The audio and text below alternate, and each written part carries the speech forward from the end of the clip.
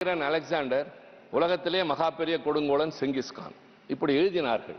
ஆனால் என்ன, அலெக்சாண்டர் மட்டும் என்ன பூங்கொத்து கொடுத்தா அடுத்த நாடுகளை கைப்பற்றினார்? அவரும் தலைகளை கொய்தார், அவரும் போர் தொடுத்தார், பல பேரை கொன்றார். செங்கிஸ்கானும் அதையே செய்தான். ஆனால் எழுதியவர்கள் அவர்களுக்கு ஆதரவாக எழுத ஆரம்பித்த போது அலெக்சாண்டரை மாவீரன் என்றும் இவனை கொடுங்கோலன் என்றும் சித்தரித்தார்கள். என்னுடைய கவலை, மற்றவர்களுடைய பங்களிப்பை நாங்கள் கொஞ்சம் கூட நாங்கள் மறக்கவில்லை. உங்களுக்கு தெரியாதல்ல, தமிழ்நாட்டில் திலகரின் பெயரால் திடல் வைத்திருக்கிறோம். நேதாஜி சுபாஷ் சந்திர போஸின் பெயரால் சாலைகள் வைத்திருக்கிறோம். கஸ்தூரிபாய் காந்தி மருத்துவமனை என்று காந்தியினுடைய மனைவியின் பெயரால் மருத்துவமனை வைத்திருக்கிறோம். கமலா நேரு பூங்கா என்று நேருவினுடைய மனைவியின் பெயரால் பூங்கா வைத்திருக்கிறோம். நான் கேட்கிறேன், எங்காவது வடபுலத்திலே வாவு சிதம்பரனார் சாலை உண்டா? பாரதியார் தெரு உண்டா? யாருக்காவது வீரபாண்டிய கட்டபொம்மனை தெரியுமா? தயவு செய்து சொல்லுங்கள். ஏன் புறக்கணிக்கப்பட்டோம்? கேட்க வேண்டியது யார்? நாம் தான். நாங்கள் ஒரு மாநில கட்சி தான், திராவிட முன்னேற்ற கழகம். ஆனால் எந்த நிலையிலும் இந்த நாட்டுக்கு போராடியவர்களை நாங்கள் கைவிட்டதும் இல்லை, அடையாளம் காட்ட தவறியதும் இல்லை என்பதை நான் பேருவகையோடு சொல்கிறேன். முதலாக வெள்ளையனை எதிர்த்து குரல் கொடுத்தது, போராடியது நெல்கட்டு செவல் என்று திருநெல்வேலிக்கு பக்கத்தில் இருக்கிற பாளையத்தை ஆண்ட பூலித்தேவன் என்பவன் தான். அவன் தான் முதலில் வெள்ளையனே வெளியேறு என்ற முழக்கத்தை ஏற்படுத்தினான். அதுதான் 1942 குவிட் இந்தியா மூவ்மெண்ட் என்றதுக்கு முன்னோடி பூலித்தேவன். அதற்கு பின்னால் வீரபாண்டிய கட்டபொம்மன். நீங்கள் பின்னால் வரிகொடா இயக்கம் என்று சொல்வது முதலாக தொடங்கி வைத்தது வீரபாண்டிய கட்டபொம்மன். 1960 பிறந்து 99 99 ஆண்டுகளில் தூக்கிலிடப்பட்டவன். கொஞ்சம் கூட கலங்கவில்லை. அப்பொழுதும் கூட அவன் என் தாய்நாடே என்று சொல்லிவிட்டு தான் தூக்கிலே தொங்கினான். வீரபாண்டிய கட்டபொம்மனை வடபுலம் அறியுமா? குறைந்தபட்சம் கர்நாடகத்திலே வாழ்கிற என் நண்பர் பிரகலாத் ஜோஷி அறிவாரா? இங்க இருக்கிற யாருக்காவது தெரியுமா? நான் வேதனையோடு கேட்கிறேன். பூலித்தேவனோ வீரபாண்டிய கட்டபொம்மனோ சேது நாட்டை ஆண்ட சிவகங்கை சீமை ஆண்ட வேலு நாச்சியார், இழந்த பகுதியை மீட்டெடுத்த ஒரே வீராங்கனை அவர்தான். அவருடைய போர் தந்திரம், அவருக்கு தெரிந்த பன்மொழி புலவராக இருந்தவர். திப்பு சுல்தான் ஐதர் அலியின் துணையோடு அவர் எத்தனை முறை வெள்ளையர்களை எதிர்கொண்டிருக்கிறார் என்பது என் தம்பி மாண்புமிகு அமைச்சர் முருகனுக்கு தெரியும், உங்களுக்கு தெரியும். மற்றவர்களை பார்த்து கேட்கிறேன், இவரை பற்றி எத்தனை பேருக்கு தெரியும்? அதைவிட மிகச் சிறப்பு இன்றைக்கு இந்த அவையில் நான் பதிவு செய்கிறேன். அன்றைக்கு வேலுநாச்சியார் அவர்களுடைய படைக்கு ஒரு கட்டத்தில் பின்னடைவு ஏற்படுகின்றது. வெள்ளையர்களுடைய ஆயுத வலிமையை எதிர்த்தும் அவர்களுடைய அந்த போர் தந்திரத்தை எதிர்த்தும் போரிட முடியாத நிலை வருகிறது. அப்பொழுது எப்படியாவது இவரை வெற்றி பெற செய்ய வேண்டும் என்று அவருடைய படை தளபதிகளில் ஒருவராக இருந்த குயிலி என்கிற ஒரு பெண், தலித்தனத்தை சார்ந்தவர் என்று சொல்கிறார்கள், அவருடைய பூர்வாங்கரத்தை ஆராய்ச்சவர், பல பெண்களோடு நடனக்குழுவை போல ஊருக்குள்ளே ஊடுருவி சென்று கோட்டைக்குள்ளே சென்று தன்னுடைய உடலெல்லாம் நெய்யை ஊற்றிக்கொண்டு வெள்ளையர்களின் ஆயுத கிடங்கில் தீப்பற்று வைத்துக் கொண்டு குதித்து அந்த ஆயுத கிடங்கை அழித்து வேலு நாச்சியாரின் வெற்றியை சாதகமாக்கியது குயிலி என்கிற அந்த பெண் செய்த தியாகம். அவளுக்கு வயது 20க்குள்ளாகத்தான். எத்தனையோ பேசுகிறோமே, ராணி லட்சுமிபாயை பற்றி பேசுகிறோம், வேலு நாச்சியாரை தெரியாது. குயிலியை பற்றி யாருக்குமே தெரியாது. எவ்வளவு பெரிய தியாகம்! வெள்ளையர்கள் நடுநடுங்கி போனார்கள். ஆக இப்படி பல வரலாறுகள் நம்மிடையே மறைக்கப்பட்டிருக்கின்றது. மருது சகோதரர்கள் தூக்கிலே போடப்பட்டதும், ஒவ்வொருவனாக தூக்கிலே தொங்க விடப்பட்டதும் கொஞ்சம் நஞ்சம் அல்ல. அதே போலத்தான் பாரதியார் வறுமையிலே வாடினாலும் அவர் பாடிய பாடல் திக்கட்டும் ஒலித்தது. வ.உ.சி. பிரதமர் பேசுகிறார், அவருடைய வார்த்தைகளிலே வருகிறது, பல பெயர்களை சொல்கிறார். அவருக்காக என்ன செய்திருக்கிறீர்கள்? அடுத்தவர்களை குறை சொல்வதோடு அல்ல. நான் தயவு செய்து கேட்கிறேன், மரபுகளை காப்பாற்ற வேண்டாமா? குடியரசுத் தலைவர் ரஷ்ய நாட்டிலிருந்து வருகிற அதிபருக்கு விருந்து விளிக்கிறார். அரசியல் சட்டத்தின் 79வது பிரிவு சொல்கிறது, நாடாளுமன்றம் என்பது 2 அவைகளை கொண்டது, அதனுடைய ஒட்டுமொத்த அரசாங்கத்தின் தலைவராக குடியரசுத் தலைவர் இருப்பார் என்று. ஆனால் வெளிநாட்டிலிருந்து வருகிற ஒரு தலைவருக்கு தருகிற விருதில் எதிர்க்கட்சியை சார்ந்த மாநிலங்களவை தலைவரும் அழைக்கப்படவில்லை, மக்களவை தலைவரும் அழைக்கப்படவில்லை. யாரிடம் போய் சொல்வது? சுதந்திரத்தை பெற்றோம், அதை குடியரசாக மாற்றினோம். அந்த குடியரசு என்பதை நிலைநாட்டுவதற்கு, மக்களாட்சி என்பதற்காக. இந்த வந்தே மாதரம் பாடல் கூட அப்படித்தான். தாகூர் காங்கிரஸிலே பாடினார், காங்கிரஸ் கட்சி தீர்மானம் நிறைவேற்றியது என்பது அல்ல. அரசியல் சட்ட நிர்ணய சபை 1950 ஜனவரி 24 இதை ஏற்றுக்கொண்டது. ஒரே நாளில் இரண்டுக்கும் ஒரே சம அந்தஸ்து ஜனகணமதிக்கும் உண்டு, வந்தே மாதரத்துக்கும் உண்டு என்று சொல்லி அவர்கள் அதை நிலைநிறுத்தினார்கள். இப்பொழுது நான் கேட்க வருவது, வ.உ. சிதம்பரனார் என்கிற பெயரை சொல்கிறீர்கள், அவரை பற்றி என்ன தெரியும்? வாணிகத்தின் மூலமாக இந்த நாட்டிலே உள்ளே ஊடுருவி நுழைந்த அந்த வெள்ளையர்களை வாணிகத்தால் தான் விரட்ட முடியும் என்று அவர்களுக்கு எதிராக கடலிலே கப்பல் வாங்கினார். கப்பல் மூலமாகத்தான் வந்தார்கள். இங்க இருக்கிற சரக்குகளை கொண்டு போனார்கள். இவர் பதிலுக்கு ஒரு கப்பல், சுதேசி கப்பலை வாங்கினார். வந்தே மாதரம் என்று அதை அழைத்தார். அதற்காக நிதி திரட்ட வடக்கே வருகிறார். இங்கு இருப்பவரெல்லாம் வருகிறார். நான் வெள்ளையனை எதிர்த்து கப்பல் ஓட்ட போகிறேன், எனக்கு நிதி தாருங்கள் என்று கேட்டு வருகிற போது அவருடைய மகன் இறந்து போன செய்தி வருகிறது. அவர் சொல்கிறார், நான் போய் ஆக வேண்டியது ஒன்றுமில்லை, என் மகன் இறந்தது எனக்கு பெரிதில்லை, எனக்கு கப்பல் வாங்குவதுதான் முக்கியம், வெள்ளையனை விரட்ட என்று இங்கே நின்று காசு வாங்கி கொண்டு போய் அந்த கப்பலை வாங்கினார். அவரை எதிர்த்து வழக்கு தொடுக்கப்பட்டு சரித்திரத்தில் இல்லாத அளவிற்கு 2 ஆயுள் தண்டனைகளை பெற்ற ஒரே தலைவன் வ.உ. சிதம்பரனார் தான். சிறையில் என்ன நடந்தது? மற்ற கைதிகளைப் போல கூட நடத்தவில்லை. அவரை செக்கிழுக்க வைத்தார். எண்ணெய் ஆட்டுகிற செக்கினை மாட்டுக்கு பதிலாக அவரை வைத்து இழுத்த கொடுமை உங்களுக்கு தெரியாதா தலைவர் அவர்களே? எத்தனை இடங்களில் நீங்களும் பேசியிருப்பீர்கள், எவ்வளவு அறிந்திருப்பீர்கள். செக்கிழுத்து வெளியே வந்து சக்கையாக விழுந்தார். சிறையிலே அவரை போலவே சென்ற வீரன் சுப்பிரமணிய சிவா வெளியே வந்த போது தொழுநோய் வந்து செத்தார். என்ன தந்தது இந்த நாடு அவர்களுக்கு? அதைத்தான் கேட்டேன். நாங்கள் வைக்கிறோமே வடபுலத்தில் இத்தனை பெயர்களை, இவ்வளவு மரியாதை தருகிறோமே, இங்கே வாடியவர்களுக்காக போராடியவர்களுக்கு நீங்கள் எங்களை பற்றி தெரிந்தாவது கொள்கிறீர்களா? குறைந்தபட்சம் உங்கள் பாடத்திட்டத்திலாவது சொல்லித்தாருங்கள். சிபிஎஸ்இ பாடத்திட்டத்தில் இப்படி எல்லாம் தலைவர்கள் வாழ்ந்திருக்கிறார்கள் என்று. ராணி அப்பக்கா என்று ஒருவர் கர்நாடகத்தில் வாழ்ந்தார், யாருக்கு தெரியும்? எத்தனை கொடுமைகள், எவ்வளவு பேர் தியாகம், கொஞ்சம் நஞ்சம் அல்ல. சோழவந்தானிலே பிறந்த ஒரு பெண் பத்மாசினி மதுரையிலே வாழ்க்கைப்படுகிறார் சீனிவாசவர்தன் என்பவருக்கு. அவர் தேசபக்தி உள்ளவர். அவரோடு சேர்ந்து இவர் தெருவெல்லாம் பாரதியாரின் பாடல்களை பாடிக்கொண்டே போகிறார்.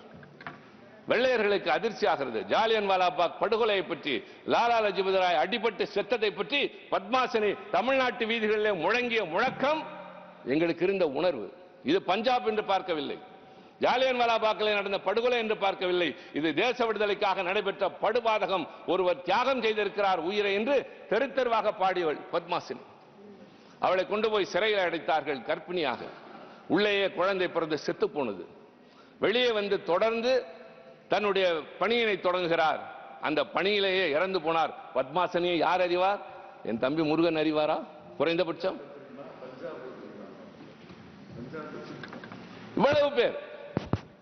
நான் முக்கியமான ஒன்றை இன்றைக்கு உங்களோடு பகிர்ந்து கொள்கிறேன். அது ரொம்ப அவசியமாகிறது. மீண்டும் தெரியுமா தெரியுமா என்றுதான் நான் கேட்க வேண்டும். எங்களுடைய துர்பாகியமான நிலைமை. இந்த வார்த்தையை நான் பயன்படுத்துவதில்லை, ஆனால் பயன்படுத்த வேண்டிய கட்டம். திருவனந்தபுரத்திலே குமரி பக்கத்திலே பிறந்த செண்பகராமன் பிள்ளை உங்களுக்கு தெரியும், அண்ணன் சிதம்பரத்துக்கு தெரியும். செண்பகராமன் பிள்ளை இங்கிருந்து ஒரு ஜெர்மானி நாட்டு உளவாளியின் மூலமாக அவருடைய அறிவாற்றலை புரிந்து கொண்ட அவர், நீ இங்கே இருக்காதே, போதாது, நீ வெளிநாட்டுக்கு வா என்கிற போது இவருக்கு அப்பொழுதே சிறு வயதிலேயே விடுதலை வேட்கை வருகிறது. முதலாக ஜெய்ஹிந்த் என்ற முழக்கத்தை உருவாக்கியதே செண்பகராமன் தான். அந்த செண்பகராமன் இங்கிருந்து கிளம்பி இத்தாலிக்கு போய் பல மொழிகளை பயில்கிறார். எல்லாவற்றையும் படித்துவிட்டு ஜெர்மன் நாட்டுக்கு போய் அங்கிருக்கிற மன்னர் பேரரசர் கெய்சரின் நெருங்கிய நம்பிக்கைக்குரியவராக மாறி அவருடைய அந்தரங்க ஆலோசகராக மாறுகிறார். அதற்கு பின்னால் ஹிட்லரோடும் அவர் நெருங்குகிறார். அப்போதான் முதல் உலக போர் நடைபெற்றுகிற போது அங்கிருந்து வந்த எம்டன் என்ற போர்க்கப்பலிலே அவர் தளபதியாக வந்து, யாருக்குமே தெரியாது, எம்டன் குண்டு என்று கேள்விப்பட்டிருப்போம், தமிழ்நாட்டு எல்லைக்குள்ளே கடலோரத்தில் வந்து வெள்ளையர்களுடைய பர்மாஷெல் என்கிற எண்ணெய் கிடங்குகளை உடைத்துவிட்டு செஞ்சாஜ் கோட்டையிலே குண்டு வீசிவிட்டு வெற்றிகரமாக திரும்பிய வீரன் செண்பகராமன். பின்னர் ஹிட்லரிடம் நெருங்குகிறான். ஹிட்லருக்கு இவன் மீது ஏகப்பட்ட மரியாதை. அவரிடம் அவன் பேசுகிறான், என் நாடு விடுதலை அடைய வேண்டும், நான் அதற்காகத்தான் இவ்வளவு தொலை வந்தேன். அந்த நேரத்தில் ஹிட்லர் சொல்கிறான், இந்தியர்கள் சுய ஆட்சிக்கு தகுதியற்றவர்கள் என்று சொல்கிறான். இதை கேட்டு கேள்விப்பட்ட செண்பகராமன் கொந்தளித்து போய், நீ பேசியது தவறு, மன்னிப்புகள், அந்த மன்னிப்பையும் எழுத்து மூலமாகத்தா என்று கேட்கிறார். வேறு வழி இல்லாமல் அன்றைக்கு செண்பகராமனுக்கு மக்களிடமிருந்த செல்வாக்கை உணர்ந்த ஹிட்லர் அவைத்தலைவர் அவர்களே, பல பேர் தெரிந்து கொள்ள வேண்டும். ஹிட்லர் முதலாக தலை வணங்கி மன்னிப்பு கடிதம் எழுதியது தமிழனாகிய செண்பகராமனுக்கு. எதற்காக? இந்த நாட்டை பற்றி அவமானப்படுத்தினான் ஒருவன் என்று அந்நிய நாட்டின் மிகப்பெரிய சர்வாதிகாரியா இருந்தவரிடம் போய் பேசுகிற துணிச்சல் செண்பகராமனுக்கு இருந்தது. கடிதம் எழுதினான், எழுதிவிட்டு ஆற்ற முடியவில்லை.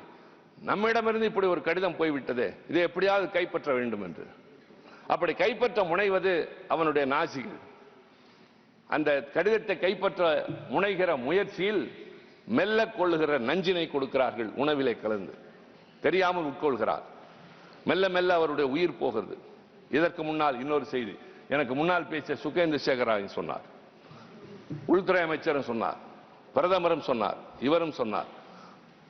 மராட்டிய மாநிலத்தை சார்ந்த என் சகோதரி ரஜினி பாட்டீல் இருந்தால் அவருக்கு தெரியும். மராட்டிய மாநிலத்தை சார்ந்த திருமதி காமா, மேடம் காமா, அந்த அம்மா அவர்தான் முதலாக ஜெர்மன் நாட்டிலே நடைபெற்ற ஒரு உலக சோசியலிச மாநாடு 1907 ஆண்டு. 1907 ஆண்டு உலக சோசியலிச மாநாட்டில் போய் ஒரு பெண் நின்று கொண்டு, ஒரு பார்சி இனத்தை சார்ந்த மராட்டிய பெண்மணி தன் சேலை மடிப்புக்குள்ளே இருந்து மூவர்ண கொடியை எடுத்து காட்டி, இது என் இந்திய நாட்டின் சுதந்திர கொடி, எல்லோரும் வணக்கம் சொல்லுங்கள் என்று சொன்ன அந்த மாநாட்டில் விளாடிமிர் லெனின் இருந்தார். எல்லோரும் சேர்ந்து அதற்கு வணக்கம் செலுத்த வேண்டிய நிர்பந்தம் ஏற்பட்டது. அந்த அம்மையாரோடு அரசியல் ரீதியாக தொடர்பில் இருந்தவர்கள் விளாடிமிர் லெனினும் மேக்சிம் கார்கியும். இந்த நாட்டிலே போராடி அத்தனை பேருக்கும் அடைக்கலம் கொடுத்தார். அவர் வளர்த்த ஒரு பெண் லட்சுமிபாய் என்பவர் தான் இந்த செண்பகராமனை மணந்து கொண்டார். இந்த கதை, ஆம், இது வரலாறா? இல்லை, கதை, சோக கதை, சொந்த கதை, ஊருக்கு தெரியாத கதை, தெரிய வேண்டிய கதை. ஒரு தனி மனிதன் இங்கிருந்து ஜெர்மன் நாட்டுக்கு போய் ஒரு சர்வாதிகாரியை மிரட்டுகின்ற அளவிற்கு வாழ்ந்து, கப்பலில் ஏறி தளபதியாக வந்து உலகத்தில் இருக்கிற எல்லோருக்கும் அதை பரப்புகிறான். அந்த செண்பகராமனை முதலாக நேதாஜி சுபாஷ் சந்திர போஸ் ஜெர்மன் நாட்டில் சந்தித்த போதுதான் ஜெய்ஹிந்த் என்ற அவருடைய அந்த முழக்கத்தை எடுத்துக்கொண்டு திரும்புகிறார் என்பதும் ஒரு வரலாறு. மெல்ல கொல்லும் விஷம், உயிர் போய் கொண்டிருக்கிறது. இங்க இருந்தால் உனக்கு ஆபத்து, வேறு நாட்டுக்கு போ என்று சொல்கிற போது போகிற வழியில் நாசிகள் மறித்து தாக்குகிறார்கள். மருத்துவமனைக்கு போகிறார், உயிர் பிரிகிறது. உயிர் பிரிகிற நேரத்தில் ரொம்ப ரொம்ப முக்கியம், அந்த நேரத்தில் அவர் சொன்னதுதான் ரொம்ப முக்கியம்.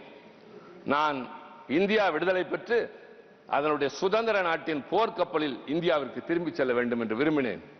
ஆனால் இப்படியே இறக்க வேண்டிய நிலை வந்துவிட்டது, என் ஆசை விருப்பம் அது என்று சொல்லி இறந்து போகிறார்.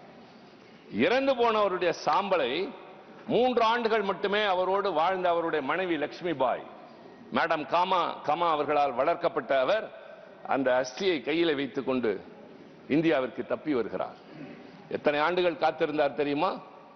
அவன் விரும்பியது நடக்கும் 32 ஆண்டுகள் காத்திருந்தார். நாடு விடுதலை அடைந்தது. ஊர் வீடு வீடாக என்றைக்காவது நியாயத்தை யாராவது கேட்டிருக்கிறார்களா? ஒருவருடைய சோகத்தை, வேதனையை வேறு யாராவது உடனே புரிந்து கொள்கிறார்களா? நான் செய்தது இந்த சாதனை என்றால் அதை ஏற்று பாராட்டுகிற உள்ளம் யாருக்கு எந்த காலத்தில் இருந்திருக்கிறது? சொன்னால் கணவனுடைய வீரத்தை, தியாகத்தை ஒவ்வொருவரிடமாக சென்று யாருமே கேட்கவில்லை. தெரிந்தவர்களும் கேட்கவில்லை, தெரியாதவர்களும் கேட்கவில்லை. ஆனால் அந்த பெண்மணி அந்த கலசத்தை வைத்து காத்துக் கொண்டிருந்தார். திருமதி இந்திரா காந்தி அம்மையார் பிரதமராக ஆனவுடன் அவருக்கு எப்படியோ அந்த செய்தி வந்து, அதன் மூலமாக அந்த அம்மையார் அவருடைய தியாகத்தை பாராட்டுகின்ற அளவிற்கு INS டெல்லி என்கிற கப்பலில் மும்பையிலிருந்து குமரிமுனைக்கு திருவனந்தபுரத்திற்கு அவருடைய அந்த அஸ்தியை அனுப்பி கரமனை ஆற்றிலே கரைக்க செய்த கடமையை அவர் ஏற்று செய்தார். இது காங்கிரஸ் கட்சி, இது இந்திரா காந்தி அம்மையார் ஒன்றுமில்லை, எது இல்லை என்பது அல்ல. ஒரு மிகப்பெரிய தியாகி, நீண்ட நெடுங்காலம் பாராட்டப்பட்டது. எப்பொழுது அங்கீகாரம் கிடைத்தது? எப்பொழுது? இப்போது கேட்கிறேன், மீண்டும் நான் என் தம்பியை கேட்கிறேன், செண்பகராமனை இவராவது அறிவாரா? அவன் தமிழன், நேதாஜிக்கு முன்னோடி, ஜெய்ஹிந்த் என்ற முழக்கத்தை முன்னால் வைத்தவன்.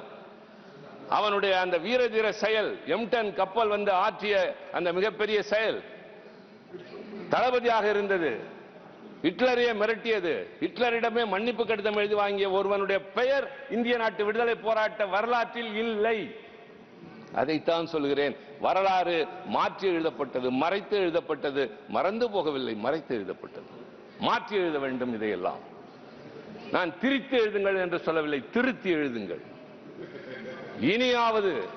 இனியாவது எல்லாவற்றிற்கும் ஒரு சாயத்தை பூசுவது, எல்லாவற்றிற்கும் ஒருவர் உரிமை கொண்டாடுவது என்பதாக இல்லாமல் எனக்கே எல்லாம் எனக்கே எல்லாம் என்று சொல்வதற்கு மாறாக இதற்கெல்லாம் ஒரு தீர்வு காணுங்கள். எல்லோரையும் ஒன்றாக கருதுங்கள். நீங்கள் பேசுகிற தேசியம் உண்மை என்றால் காஷ்மீரிலிருந்து கன்னியாகுமரி வரை ஒன்று என்று நடத்துங்கள். எல்லோரையும் ஒன்றாக நடத்துங்கள். எல்லா மொழிகளையும் ஒன்றாக நடத்துங்கள். எல்லா இனத்தவருடைய தியாகத்தையும் போற்றுங்கள். கிடையவே. ஆனால் நாங்கள் யார்? மாநில கட்சி. விமர்சிக்கிறீர்களை, திராவிடம் பேசுகிறோம். ஆம், திராவிடம் தான் பேசுகிறோம். அதுதான் எங்கள் தத்துவம். ஆனால் முதலாக வஉசி இழுத்த செக்கு எங்கிருக்கிறது என்று தேடி அது கோவை சிறையில் இருக்கிறது என்று கண்டுபிடித்து அதை சென்னையில் நினைவு சின்னமாக மாற்றியது எங்கள் தலைவர் கலைஞர் முதலமைச்சராக இருந்தது. மருதுபாண்டியருக்கு மணிமண்டபம் அமைத்தது யார்? சிலை வைத்தது யார்? நேற்றைக்கு முதலமைச்சர் மு க ஸ்டாலின் மதுரையிலே 150 கோடி ரூபாய் செலவிலே வேலுநாச்சியாருடைய பெயரால் ஒரு மேம்பாலம் அமைத்திருக்கிறார். சொல்லிக்கொண்டே போகலாம். தீரன் சின்னமலை உங்களுக்கு தெரியாது, உங்கள் பகுதியை சார்ந்த மாபெரும் வீரன் தீரன் சின்னமலை. அவன் சிறையிலே கைதாகி இருக்கிற போது பகுதியை சார்ந்தவர் அல்ல, நம்ம பகுதியை சார்ந்தவர், இந்திய தேசத்தை சேர்ந்தவர். நீங்கள் வாழ்ந்த பகுதி, வாழுகின்ற பகுதி, நீங்கள் இந்தியாவுக்கே சொந்தம். எல்லாரும் தான் வாழ்றோம். அந்த பகுதி மட்டும் சொந்தம் கொண்டாடணுங்கிறது தான் தவறு. நீங்கள் இந்தியாவுக்கே சொந்தம், உங்களுக்கு தெரியும் என்பதால் சொல்லுகிறேன். எல்லோரும் தான் கொண்டாடுகிறோம். ஆனால் தமிழ்நாட்டில் மட்டும்தான் கொண்டாடுகிறோம். என் ஆதங்கம் அதுதான், என் அக்கறையும் கவலையும் அதுதான். தீரன் சின்னமலையை நீங்கள் அறிவீர்கள், நான் அறிவேன், தமிழ்நாடு அறியும், டெல்லி அறியுமா, பாட்னா அறியுமா, அலகாபாத் அறியுமா, அறிய வேண்டும். அந்த தீரன் சின்னமலை சிறையில் இருந்தபோது அவனுக்கு செருப்பு தைத்து கொடுத்த பொல்லான் என்பவன் அவன் எப்படி தப்பிக்க வேண்டும் என்பதற்கான யோசனையை செருப்புக்குள்ளே வைத்து அவருக்கு அனுப்பி அதன் மூலமாக Dheeran Chinnamalai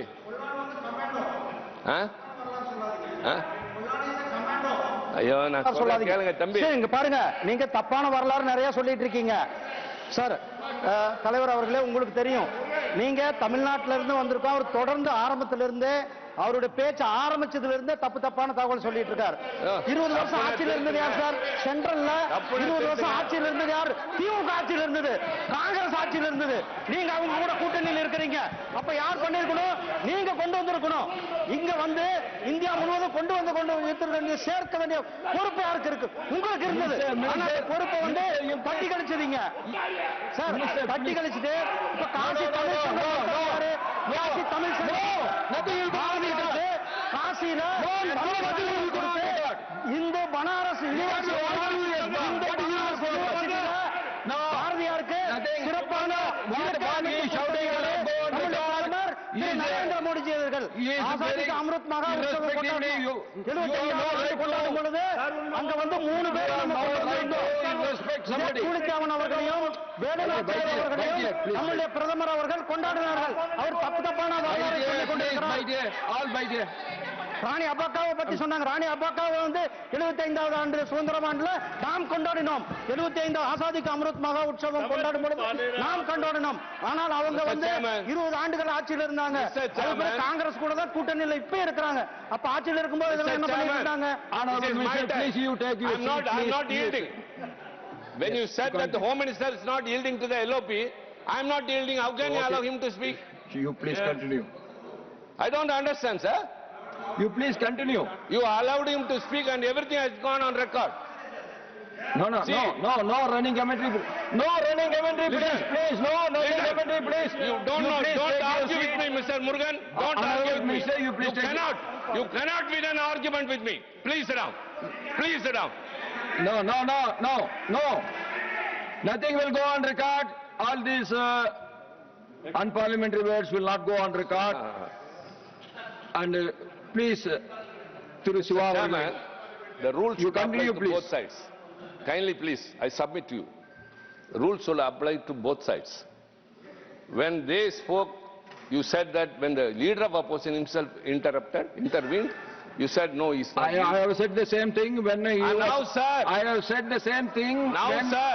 When they were interfering, I have said the same thing. When you are deviating from the subject, then what I have to do? What is he doing? Have I ever spoken out of the subject? Have I spoken ever? He was not speaking out of the subject. He is making a point. As long as he was in the subject, I allowed him. You cannot. தப்பா பேசுறாருங்கிறாரு. என்னங்க நியாயம்? நான் என்ன தப்பா பேசுறேன்? தம்பி உட்காருங்க ஐயா, அமைச்சர் உட்காருங்க, உட்காருங்க. No. உட்காருங்க, உங்களுக்கு தெரியும் எனக்கு. வாங்க. Hello. Honorable Minister, you please take your seat. Hello Honorable Minister, you please take your seat. Sir. You please take your seat. Herefore, we will rectify if anything is against the fact. No. Anything is against the fact, we will expunge it. You please take your seat. You take your seat. If anything is against the fact that I am telling you now. You please take your seat. Don't shout. Nothing will go on record. What they are shouting will not go in the record. No. Honorable Minister, you please take your seat.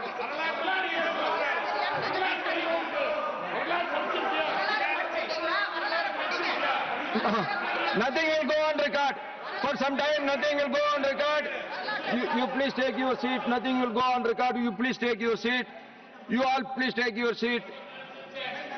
Sri Shiva, please continue.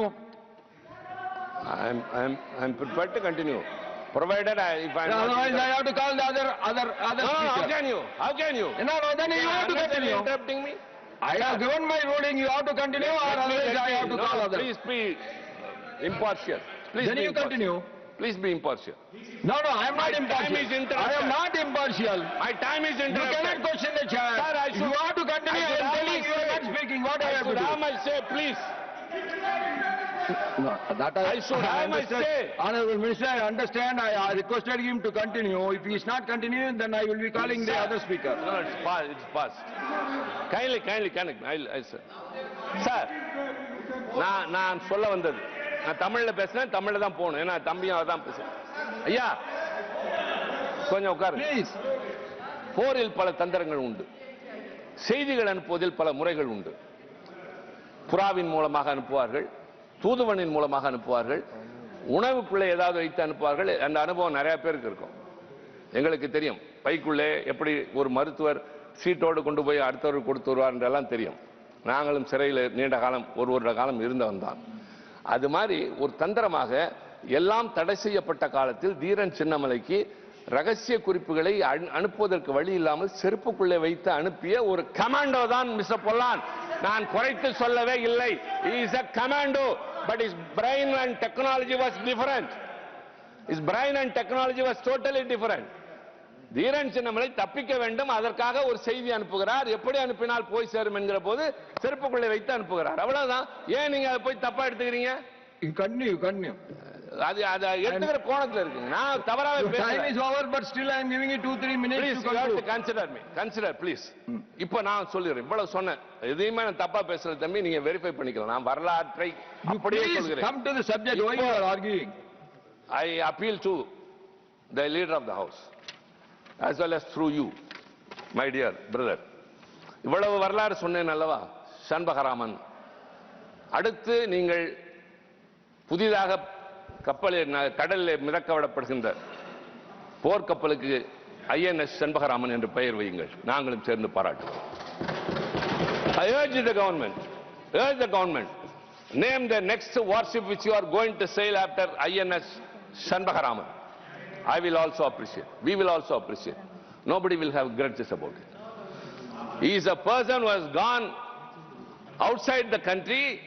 அவர் விடுதலைக்காண்டி அங்க இருக்கிறவர்களை சேர்த்து கொண்டு வந்து எவ்வளவோ பாடுபட்டு செத்து போனான். கடைசியில் போர்க்கப்பலில் வர வேண்டும் என்று விரும்பி செத்த அவன், அந்த 32 வருஷங்களாக அந்த சாம்பலை வைத்துக் கொண்டு காத்திருந்த அந்த பெண்மணி, அவளுடைய தியாகம், அந்த பொறுமை, இதற்கெல்லாம் நீங்கள் உண்மையிலேயே பாராட்டுகின்றால் வெறும் பெயர் சொல்லாதீர்கள், நடைமுறையிலே காட்டுங்கள். அடுத்த போர்க்கப்பலுக்கு வைத்தால் மாண்புமிகு அமைச்சர் முருகன் அவர்களே வணக்கம் சொல்லுகிறேன், நன்றி நானும் சொல்லுவேன்.